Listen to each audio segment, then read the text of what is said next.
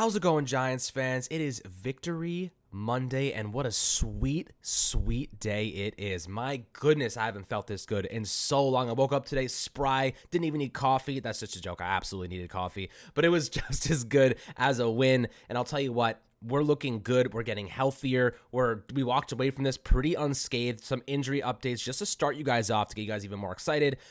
Jason Pinnock and Azeez Ojulari both day-to-day with injuries, so nothing too serious. It seems like Azeez Ojulari, the quad injury he suffered was just a knee, more of a contusion, probably a bruise, maybe a dead leg that just, he couldn't keep going. Hopefully he can return against Philadelphia, because we could absolutely use his prowess as an edge rusher. But I'll tell you what, right now, very confident going into next Saturday. I feel like we can do this thing. I feel like we can win. And I think that coming off of the loss to the Eagles in the most recent contest, Jalen Hurts did not look that good. I think that this team can get it done. But we want to give some grades and some, awards that we came up with to some specific individuals and units from this win over Minnesota, which is just unbelievable to think, guys. I know a lot of people thought, and including us, maybe this was a 7-8 win team max. Some people a little bit higher, a little bit more optimistic after a couple losing seasons, but nobody expected a playoff win this season. We could not be happier. Brian Daboll sent from the heavens to save us from misery, from eternal misery. I think we cashed in all of our good luck during those Super Bowl runs, but I think 10 years in purgatory has put us in a spot where we can finally get back to winning football games and enjoying what New York fans expect out of this organization: excellence and pride and discipline and fighting and competitiveness and winning these games in big moments. So I'm excited, my friends. I know you are too, Anthony. Before we dive into, we'll start with the offense to give you some grades and awards out. How you do today, my friend? I'm doing great. I mean, you pretty much summed it up. I woke up today, I felt really good. I haven't felt this good in a long time as a New York Giants fan. It's just been such a long wait. So many years of misery, losing. But here we go. Brian Daboll, he's turned this team around really quickly, and we are competing in the postseason. We got Philly on Saturday night, 8:15. They put Daniel Jones on primetime. That's a little nerve-wracking for some Giants fans, but not for me, because I'm really confident in Daniel Jones right now. He has been flawlessly executing the game plan week in and week out. I'm feeling really good going into this game, and I'm just really reeling off of that victory last night. So I'm really excited to kind of discuss who some of these standout performers are. Of course, many people can probably predict who we're going to give game MVP to and whatnot, but just gives us another chance to talk about these players and really relish in the moment and enjoy the unbelievable performances that this coaching staff and that these players really put together for us on Sunday night. They put together something special. And let's start out with giving an award today, MVP of the game. I think all of us are in agreement here. It's Daniel Jones. Daniel Jones is the first player in NFL playoff history to throw for 300 yards and to rush for over 70 yards. This is one of the best performances from a quarterback in the postseason we've seen in a very, very long time. Looking back to the Super Bowl days, and 301 yards, 24 for 35. He had an 84.4% adjusted completion percentage, 2 touchdown passes, an 81.2 QBR, and 114.1 quarterback rating, and then 17 carries for 78 yards. Picked up a couple big first downs. Picked up a couple first downs on fourth down, which were even more impactful. Daniel Jones was excellent. Every single play, I was expecting something big from him. I expected him to do something special, and that's the sign of a really good quarterback. He looked like Josh Allen yesterday, but I think he looked better than Josh Allen yesterday. I'm not saying he's better than Josh Allen in total, but I will say this. He was clean with his decision-making. He was extremely efficient in keeping the ball safe and protected. He had 0 turnover-worthy plays. Josh Allen usually has 1 or 2 a game. Daniel Jones was excellent. Every single, from the second he took the first snap to the very end, he was excellent. He played better than Josh Allen did against the Dolphins yesterday, and I thought that was a sign of growth that we had not seen from DJ up to this point. We saw a great version of him against the Colts. We saw him kick it into another gear against the Minnesota Vikings. So MVP of the game for me is Daniel Jones. It's not even a question. There are a couple other players that had really big impacts in this contest. We will discuss them. But Daniel Jones deserves every ounce of credit that he is getting right now. I know he's not a big social media guy. He was already looking at film after the game, and that's what makes me so excited about him. He is back to work. He is back to looking toward the Eagles. He wants to keep winning. He wants to keep shining, and that's what makes him such an impressive. All the shit he's taken, guys, every single piece of criticism, every single coach and quarterbacks coach and offensive coordinator they have churned through over the last couple of years, he never said a word. He always stayed quiet. He never showed any ego. He was always humble and prideful, and I find that to be one of the most underrated intangibles that he does possess, and that's going to take him very far in life, and it's going to take him very far as the football quarterback of the New York Giants. But Anthony, why is Daniel Jones MVP of this game? I think it's unanimous. He has to be named that. Yeah, it is unanimous. I mean, I feel like he carried the Giants' offense at times. They really used him as their primary focal point of the offense. You know, when we went into this 2022 season, we thought that Mike Kafka and Brian Dable were going to step in here and make Saquon Barkley the focal point of the offense. He was the superstar. He was healthy. It was time for him to have a big bounce-back season, which he did have. He set a new career high in rushing yards this season.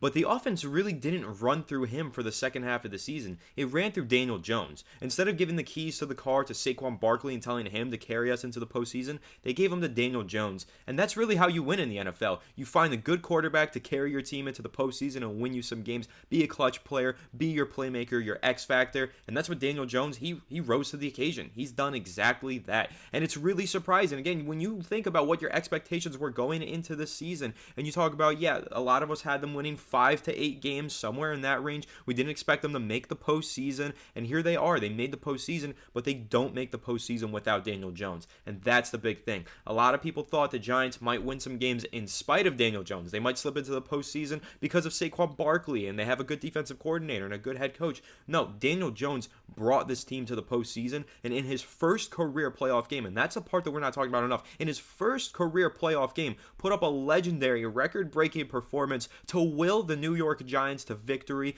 Classic old school Giants football. It's a legendary performance in tremendous fashion. He goes out there, secures the win on the road in Minnesota, and here we are. Giants are in the divisional round, somewhere that we never expected them to be. So you got to give Daniel Jones all the praise in the world. He deserves getting his flowers right now. He's finally starting to get them. He deserves it. You mentioned it, man. Stayed quiet, never let the media get to him. Fought through a ton of adversity. Name me some other quarterbacks that have fought through this much adversity, been counted out by this many people this early on in their career, and still found the way to be a successful career quarterback. I mean, that's what Daniel Jones is doing right now. He is finding his way in the NFL and becoming a successful long-term solution at the quarterback position. And we had a lot of question marks going into him. You and I included, Alex. We had our question marks. Everyone did. We had our doubts, but he's really answered all of those questions and has taken the textbook of answers and just pounded it on the table and said, here's your answers. I'm the answer. Daniel Jones is the answer to the Giants' problems. And here we are in the postseason. He's winning us games,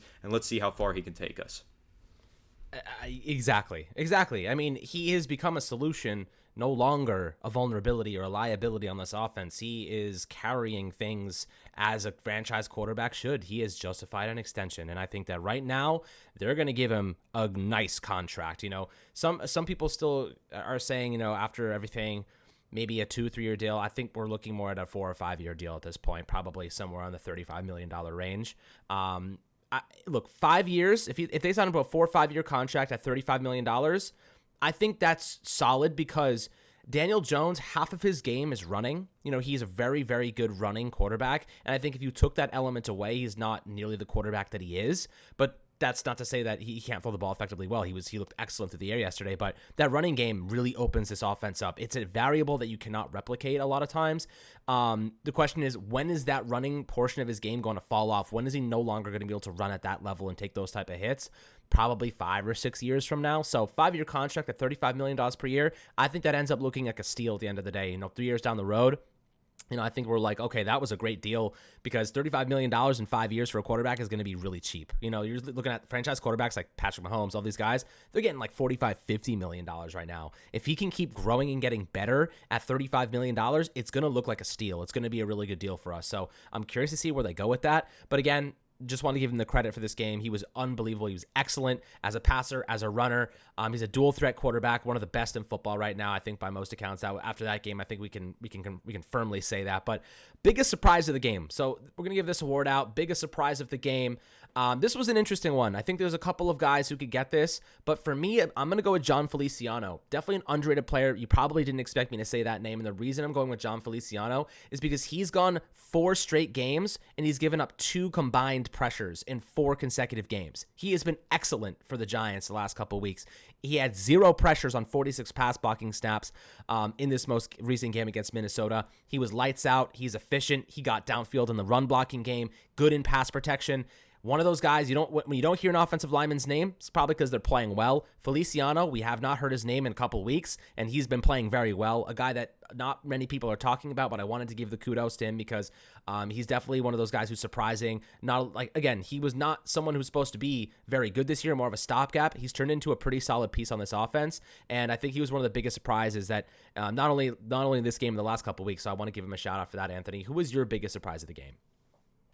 Yeah, quickly before I say mine, John Feliciano, I really like that you brought him up and mentioned him as the biggest surprise of the game because you mentioned that he's been awesome in pass protection for a few weeks now, but also I'm thinking back to that touchdown run for Saquon Barkley to the left side, and even against the Colts in Week 17, 2 touchdown runs to the left side for Daniel Jones, and John Feliciano was the lead blocker on one of those plays for Saquon and one of those plays for Daniel Jones, so he's been making some really solid plays as a lead blocker, getting to the second level, clearing some paths for our rushers, and I gotta say, he's really shocked me because that first half of the season, Feliciano was very poor. He was playing bad football for the Giants, but he's really turned it around, and he deserves a lot of credit now. I mean, the Pro Bowl alternate thing was really funny. It sounded so undeserved at the time, but now, looking at the way that he's elevated his game during the final month of the season and into the postseason, screw it, man. Maybe he is a Pro Bowl alternate. Maybe he does deserve it. I'm really impressed by John Feliciano. But my biggest surprise of the game is not going to be a player. I'm going to go with Mike Kafka because this is a guy who some Giants fans started to lose faith in midseason, Alex. If you remember, we had a couple people in our comment section saying fire Kafka midseason. Now, I get that. There's a little bit of, some fear around having a bad offensive coordinator when he's not producing. You get nightmares. You think it's Jason Garrett all over again. You think it's Pat Shurmur all over again. But this was not the case. Mike Kafka is getting a lot of head coaching looks right now, and he totally deserves them because what a freaking game he called last night. Now, was it flawless? Was it perfect? No, but it never is. But it was exactly what the Giants needed to beat the Minnesota Vikings, the 3 seed, and advance to the next round of the playoffs. And I just think this final month of the season, like I said, the Giants handed the keys over to Daniel Jones and told him run with it. But I really think Brian Daboll handed the keys over to Mike Kafka, told him to pass the keys to Daniel Jones. And it's been Mike Kafka who's really unlocked that next level of Daniel Jones. It's been so creative in the play calling and in the play designs to put Daniel Jones in these positions to succeed. Call these running plays where you're just asking him to do so much, but he's answering the call. And then all of these passing plays with these deep crossers over the middle, these mesh concepts that he's running. He's running so many great concepts that get their receivers open in space with a lot of room to run. Even that pass to Darius Slayton, the one that he dropped at the end of the game, he had so much room to run, and that's like, think about how open Darius Slayton was on that play. Mike Kafka got in his bag and called a play to get Darius Slayton that open with the game on the line on a shallow crosser. I mean, brilliant, and he was brilliant the whole game. So, biggest surprise for me, not to say that Mike Kafka hasn't been good this season, it's just I didn't expect him to be this good, and he's been phenomenal, and he really elevated his play calling abilities to the next level for this postseason game. So I'm really shocked that the Giants finally have an OC who could call some plays like this. I'm really happy for it, and when you have an OC calling plays like that, putting the players in position to succeed and win games like that, I think that the Giants can compete with anybody and win any game. So I'm really excited looking ahead to the future. I'm praying to God that Mike Kafka is here next year. Oh my goodness, seriously. He's got to be here next year, man. I really hope. I don't think he's going to get the head coaching job this year, but I think he will after next season for sure. I think Wink could be gone. After last night's game, though, some of these teams have to really be considering Kafka now. But you know what? I think that the Giants might have to get creative here. Say, hey, Kafka, you're the assistant head coach now, and just give him a big pay bump to keep him around. They're going to have to do it. That's a pretty good idea, honestly. I'd be like, I mean, look, if he gets an opportunity to go head coach somewhere, he's going to take it. You know what I mean? He's probably going to take it. I think that there's something to say, though, about him learning more from Daboll to be a head coach. He's only been an OC for 1 year. He was an assistant before then. I think it's kind of a meteoric rise. I think it's a little premature. If I was an NFL team, I'd say he's not that experienced yet. I'd say keep learning it under Daboll's tutelage. You know what I mean? Keep learning from the guy. He is setting the freaking example right now about how to be a great head coach. He's literally laying the roadmap. He's putting the blueprints on the table for Kafka and saying, this is how you do it. Let's build something truly special, and then we'll get you that job. You know what I mean? Like, I don't think he's going to get it this year. I think this is his introduction to the process. I think Wink is definitely in line to be lost for what it's worth, but I think that Kafka sticks around for another season. Goodness gracious, do we need him to stay? Because, like you said, not only was he in his bag, the last 4 games or so, the guy is called magisterial performances, man. This has just been a beautiful thing to watch. Some of the most gorgeous football we've seen from this Giants team in a decade. So I'll tell you what, let's go on to the next award, top play of the game. I think this one, there's a lot of different plays that could really have this, like Saquon's like touchdown run. You could look at Daniel Jones, any of his plays, like that throw to Hodgins on the sideline. But I think the most impactful moment, which also kind of correlates to top play of the game, is Xavier McKinney stopping Hawkinson on 4th and 8 to secure the win. I think that probably is the biggest game. And you could also point to the 4th down conversion by Daniel Jones in the sneak, another big one. Or that Matt Breida, third and 1, third and inches, and he's going horizontal and he has to cut up field, and the effort he displays. So many plays in this game could be looked at and said this is the top play of the game. But McKinney, in my opinion, showed up when it mattered most, and he had to make a tackle against a guy far bigger than him with his hand pretty much falling apart. I have to say, big players come up in big moments. He'll remember that play for the rest of his life. That was the biggest play of his entire life, and that's it for me. I think that's the biggest play of the game. That's the best play of the game for the Giants, and it secured the win after that Darius Slayton drop too. The magnitude of that stop was tremendous. I didn't even realize it was 4th down. I was so freaking nervous at the time. But what do you think? Do you think that was probably the best play of the game? And if you're hearing this right now on the YouTube channel, make sure to drop your best play in the YouTube comments as well, because I'd love to hear your perspectives. Yeah, that's the play of the game. That's the play that won the game, so it is the play of the game. A few other plays that come to mind that you didn't mention. I mean, Saquon Barkley's rushing touchdown from 28 yards out. That burst that he had at the second level was incredible. And again, some great lead blocking from Andrew Thomas. I think Feliciano was down there as well, but great play from him. And then that Isaiah Hodgins toe tap on the sideline with Daniel Jones rolling left, throwing crossbody. That shit was beautiful, man. I loved that. Every second of that play was just gorgeous. So, yeah, those are 2 other top plays for me. But that top play that you mentioned, 4th and 8, the stop on 4th down, Xavier McKinney making a tackle against a bigger opponent, and TJ Hawkinson, who was running all over the Giants defense, wide open for a lot of the game, went for over 100 receiving yards again, like he did in Week 16. Hawkinson was a problem, but McKinney knew that ball was probably going to Hawkinson. Now, I know a lot of people are dunking on Kirk Cousins, making fun of him for throwing a dink pass on 4th and 8 there with the game on the line. But here's why he did, and this is going to segue perfectly, Alex, into our most impactful player. He did that because Dexter Lawrence got in his face again in like less than a second. Kirk Cousins didn't have a choice but to dump that ball off, because if he didn't, it's a sack. So, yeah, he didn't have time to wait for someone to break open 15 yards downfield to pick up the 4th and 8. He had Dexter Lawrence in his face instantly.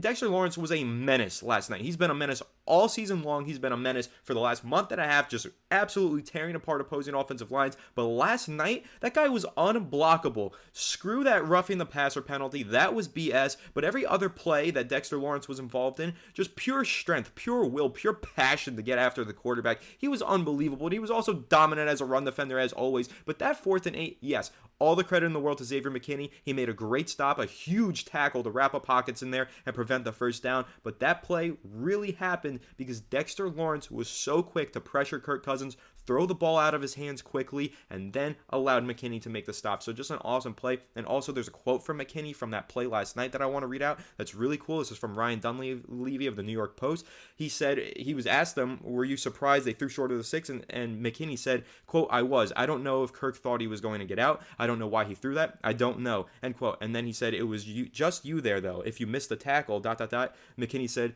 quote, no chance I was missing that, end quote. So the confident Xavier McKinney, I knew he was making that tackle. We all did. As soon as he threw it into the flat, I knew that the X-Man was going to make the play, and man, am I happy that he did. You can say that again. As you started off there, Dexter Lawrence. So we're going to talk about awards for the most impactful offensive and most impactful defensive player. Let's start with the defensive one.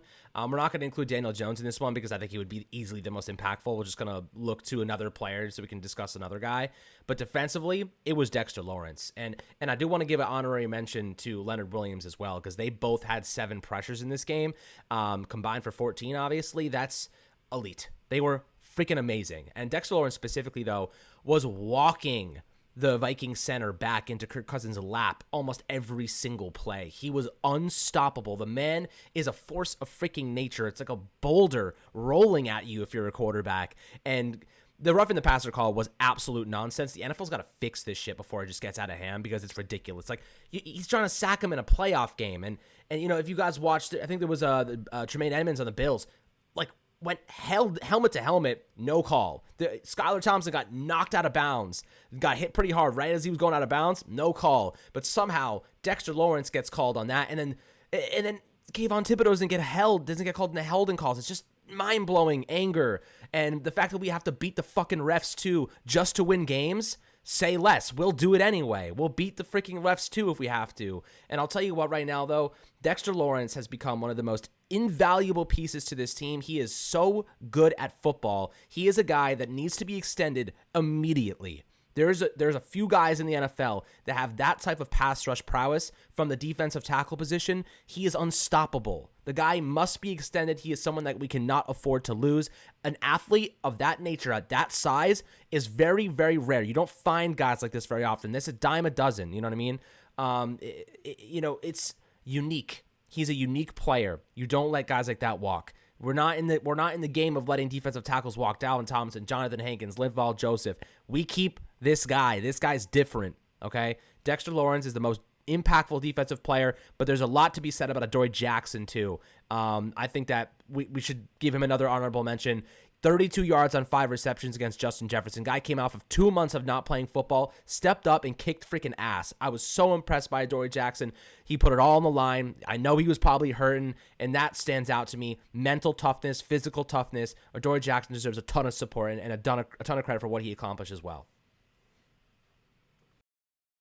Yeah, 100%. I think Adoree Jackson was a game-changing player. You look at the way that the Giants mostly bottled Justin Jefferson, especially in the second half. He was only targeted 3 times. That doesn't happen without Adoree Jackson on the field. And even I mentioned it last night in our post-game recap. I thought that the Giants in Week 16 were one player away from winning that game, and that player was Adoree Jackson. They had him out on the field last night, and he made that impact, and the Giants won the game. And I do think that he was that one piece that the Giants were missing. So, yeah, honorable mention definitely goes to Adoree Jackson, to Leonard Williams as well. That was Leonard Williams' first career postseason game. A lot of people don't realize that because he's been in the NFL for a while, but he played for a lot of bad New York Jets teams and a lot of bad New York Giants teams. So this is his first postseason performance, and what a performance he put together. That was awesome to see Big Cat go out there and really just destroy opposing offensive linemen and get in the face of Kirk Cousins all night long. So love to see that. And of course, you mentioned that Dexter Lawrence, extend the man. You mentioned some of those other guys as well, Alex, Linval Joseph, Dalvin Tomlinson. The difference between those guys and Dexter Lawrence is those are pure nose tackles who are great run defenders, but they didn't provide much in the way of pass rushing.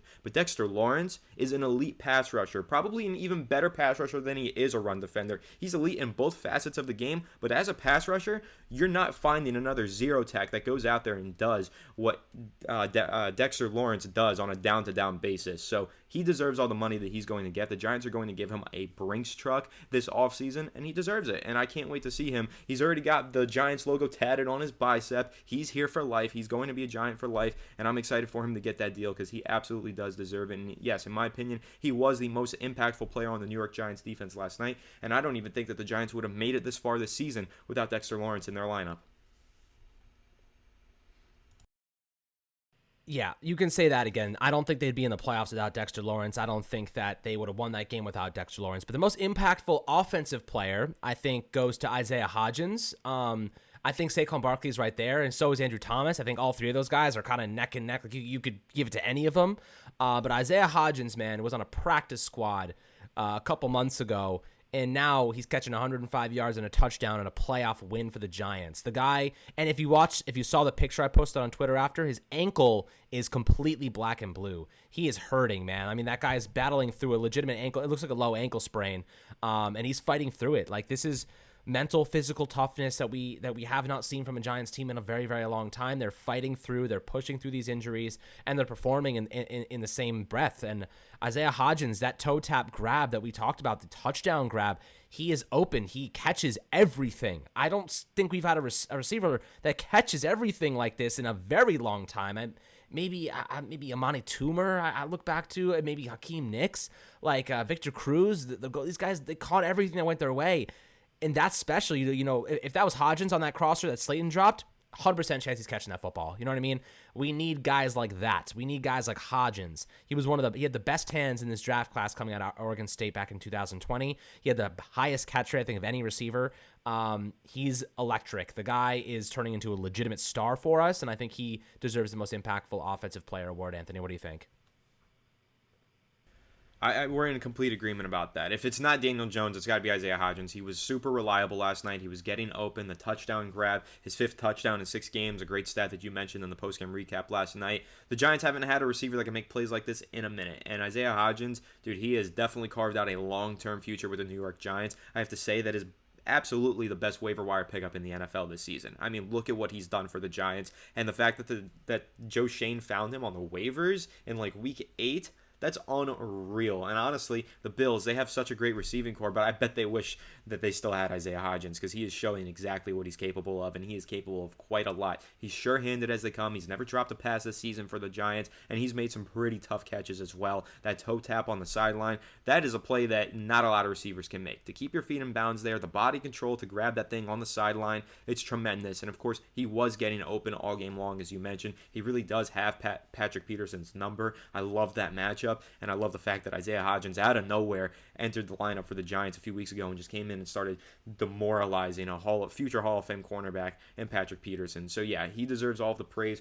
But before we wrap, Alex, I got to mention one more award I'm going to throw out there, an unsung hero. I got to give credit to Kenny Golladay for going out there and flipping pancakes like he works at IHOP. That was impressive. He demoralized a cornerback on that play. He was just killing that guy. That was like, I was so hyped when that happened for Kenny Golladay. Like, I was so excited seeing him go out there. He didn't do much. He didn't have any catches. He didn't get any targets, but he went out there and he did his freaking job. And that's what you love to see. That's how you know that this Giants team is different than the ones in the past, because players in the past would have quit on this team. You know, if they weren't getting the playing time, they're getting paid a lot to be here, be a big name star, and they weren't playing, they might quit. They might get frustrated and not put in their best effort. But Kenny Golladay came to play for playoff football, you know, and so he was put out there on the field for a handful of snaps. But on one of those snaps, they ran it his way, and he said, I don't know how many chances I'm going to get on this field, how many opportunities I'm going to have to make an impact. So here we go. And then he pancaked that man. He tried to get up, pancaked him again.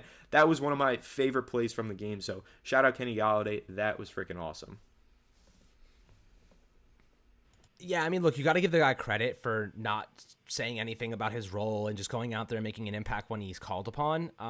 You know, the blocking game is an underrated variable for a receiver, and he gets the job done. So you got to love it. You got to love everything that we saw from this Giants team. We'll rattle off just a couple of grades for each individual unit. Quarterback, A. Running back, A. Offensive line, I go B+. I thought Evan Neal kind of had a tough day. It's 7 pressures against him, but otherwise they were great. But maybe A- for them, because they really stood their ground, because, you know, Daniel Hunter's tough to stop no matter who you are. So Evan Neal did his best. Tight end, I'd say B+. I mean, actually, I'll probably give him an A too. He had a touchdown and he had a couple key blocks for Daniel Jones and Saquon Barkley. Bellinger was phenomenal in this game. On the defensive side, not as good, but pass rush, I'd probably give them I'd say edge rushers, Kayvon, Aziz, or whoever else was playing after Aziz got injured, maybe B-, maybe BB-. Interior defensive line, A. I thought they really carried the load there. Linebacker, probably a C. They didn't really do much, maybe even less, because two of those big plays, one touchdown was because of Gerard Davis being pulled out of coverage. So he's obviously kind of a vulnerability there, which I'm not surprised by. He just joined the Giants like 2 weeks ago. Cornerbacks, I'd probably give them B, the B-. I think Adoree Jackson deserves A-, but everybody else kind of struggled.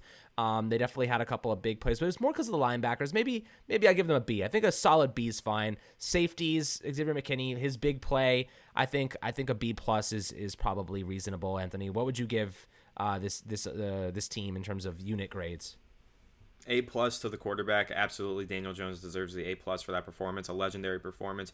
I'd give a B+ to Saquon Barkley. I think that he played great, but I was a little disappointed that he wasn't as heavily involved in the game plan as I thought he would be. I thought there were some times where the Giants had an opportunity to kill some clock, maybe really put the game to rest if they handed it off to Saquon on some second and short situations or even first and long situations to create a manageable second or third down, and they chose not to, so it's not necessarily his fault, but his impact in that game was huge, but it could have been a lot greater. The offensive line, as you mentioned, mentioned, they played great. I'd give him an A-.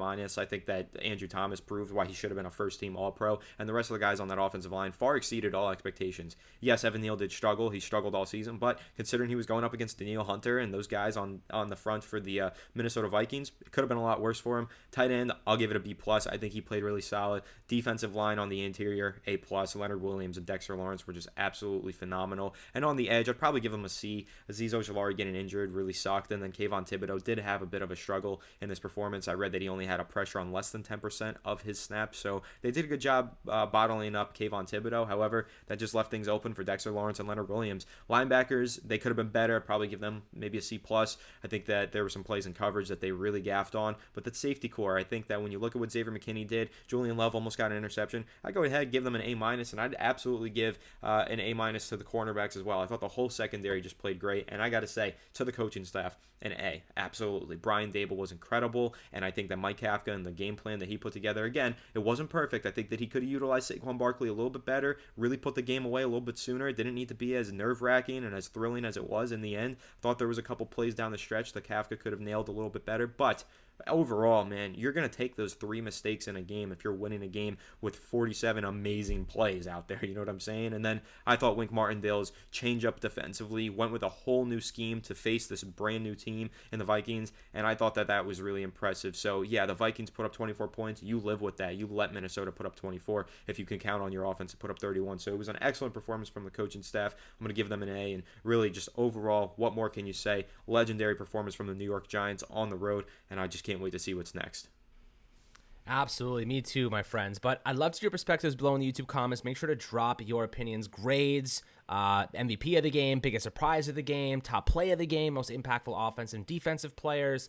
I would love to hear your thoughts as always. Make sure to like and subscribe. Enjoy Victory Monday. We're back to work tomorrow. We got you guys covered, taking a look at what the Philadelphia Eagles are going to kind of throw at us and everything. Anthony's gonna be doing some breakdowns of some of the key moments and key plays from this most recent game, so keep an eye out for those. Some really great content on the way for you, my friends. But like I said, like, subscribe, and we'll catch you guys on the next Fireside Giants episode.